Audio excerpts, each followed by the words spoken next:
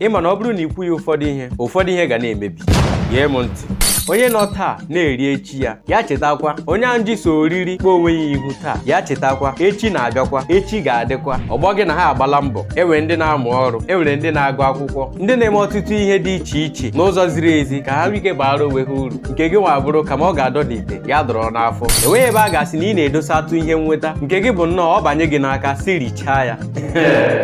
Mana ya dokwa gị anya. Ọ bụghị mgbe o ruru echi gị bịa ghọọ nsogbu nyere ndị a na-agba mbọ ahụ taa. O ruru echi gị bịa sịwa otu a ka ọyịm nke shikwa tọrapụ ma ọyịm nke ọ dịghachi nyerekwa m aka. Ajụjụ m bụ nke a, kedu ihe iji ụnyaahụ mee mere o ji dị gị otu a taa? Ama m na ụwa adịghị adịcha ka esi chee, mana ajụjụ m bụ kedu mgbe ị gbatụrụla? Okwu agaghị ekwe m nkwucha, mana ị chọrọ ịghọta ya ghọta ya. Isi mkpi dị na-akpa mkpi. Pụtawa n'ezi na ụmụamadị na-eche unu.